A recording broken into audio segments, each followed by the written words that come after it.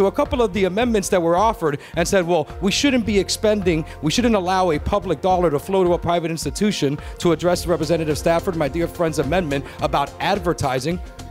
How do you think a pre-K advertises? They use 100% of the early learning money. How do you think they approach parents? How do you think they recruit parents? They're public dollars. So let's shut down the early learning system because we are using public dollars that go to a private institution that may use some of it to actually go and advertise to parents to let them know that they're in their neighborhood. Same exact thing. VPK, same exact thing. Higher ed, you tell me that there's not a private higher ed institution that doesn't advertise? And they get federal, they get state public dollars for financial aid for their students to attend those institutions. They get state dollars on capital projects as well. And more importantly, the program that everybody that seems to be opposing this bill right now, which is a federal program, the federal financial aid program, you have close to 50%, in some instances in Pell Grants, 35% of all Pell Grants in this country go to private institutions in higher ed. 47% of all work-study programs, federal financial aid, go to private institutions. You don't think those private institutions advertise? You don't think those private institutions compete against public institutions? So why is it, how can you defend having a philosophical opposition to the use of a public dollar towards a private institution only in K-12?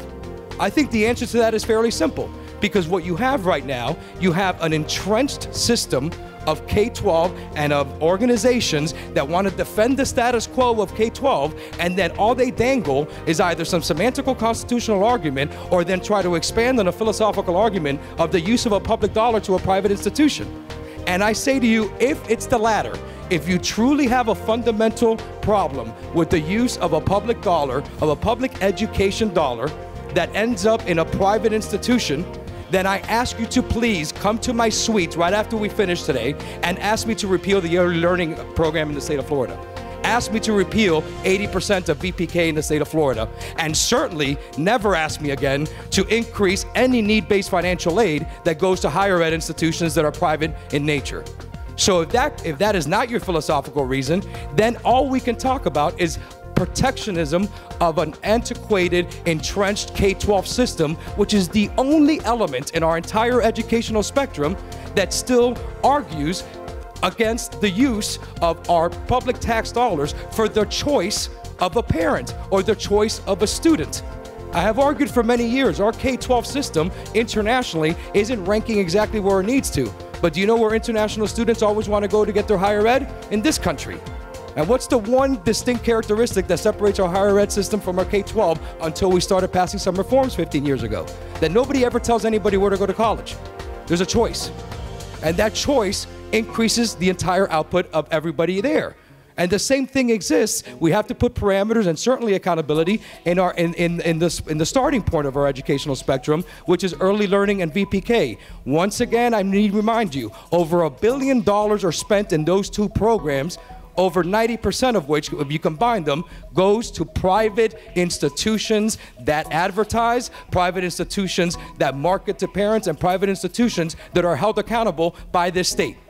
They're held accountable by the state. The program that we're talking about right now, the only expansion that you're talking about in the current iteration of the corporate tax scholarship program in this bill is simply the income ranges and a certain diminishing rate of return on that scholarship.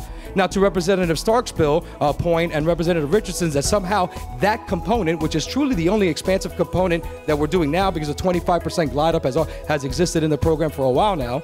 So what you're saying is that the reason why you all have supported the program in the past was because it targeted low-income students, and we always assumed, and we've always argued, that the only parents in our state forever and a day until we started acting as a legislature to provide other parents with a choice that have always had a choice are the wealthy.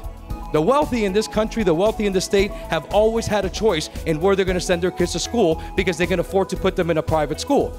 So then we started justifying this program by saying, well, we know that the wealthy is taken care of as far as their choices. We started doing more choice programs, but what about the lowest income of families? So we justified the program and did it for that.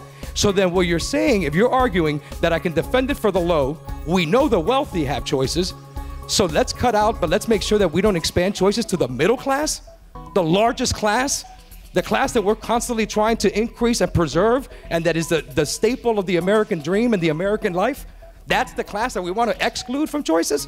The wealthy have them. This program that you've all defended has applied to the lowest income, but you want to extract the middle class from participating in a program of choice? I mean, I ask you to really think about that, because that's the argument that you're making by somehow being against this going up to $60,000 for a family of 4. You're basically saying choice is good for the least amongst us, certainly inherent amongst the most of us, but for the overwhelming majority of us, nah, let's keep them out. Let's go ahead and preserve the system by making sure that the largest class in our society is the one that we exclude from choice. So judge yourself on that question. And then on the other part of this bill, I really cannot, I mean, unless you really start getting into, and most of the questions that we heard about were the technicalities of an IEP or anything else.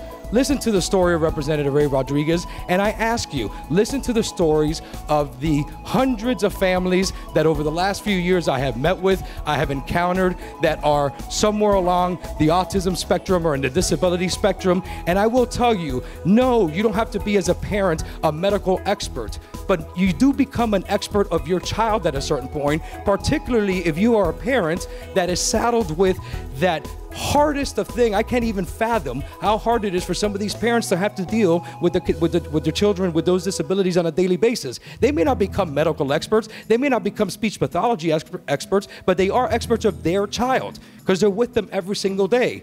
And we have all defended a program called the McKay Scholarship Program that for certain children with the identical disabilities that we're talking about in this bill allows for those children to utilize their full categorical funding from the state, public dollars, to go to another school, private institution that best meets their needs. What's the problem with that? You heard Representative Rodriguez, and I implore you to talk to other parents that have children with similar disabilities. Not every child can fully utilize McKay because an environment of a 6-hour school day just is not suitable for them. But if we are expending the money anyway, and we know that the parent knows their child the best, absent of medical expertise from their own part or any degrees or law degrees or anything else, then expend the same money, but allow that parent to utilize that money for the services that their child needs, that, by the way, they're not flat.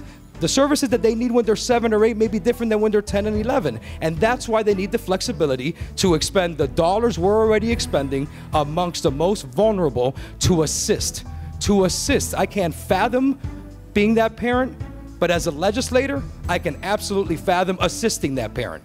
And each one of you should too, because we have the opportunity to do that right now. You have the opportunity for the voiceless, for the people that are stuck at home every single day with the most challenging kids you can imagine, allowing them, giving them some financial support that we're gonna expend anyway, but only on a school, and letting them utilize it for the services that their children need.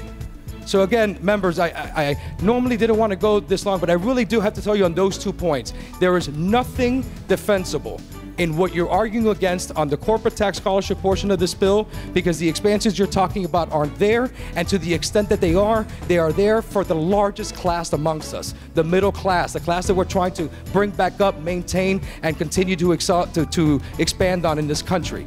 And on the other side, give those parents with those most challenging children some flexibility for the services for those children.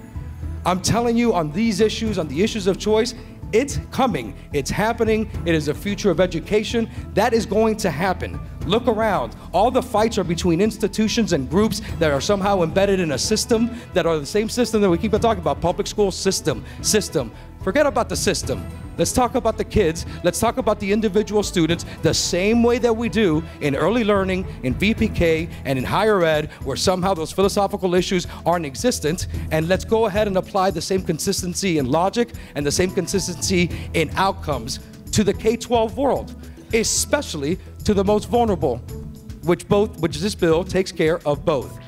Mr. Speaker, thank you for being on the right side of history. Members, I ask you to be on the same right side of history. I vote for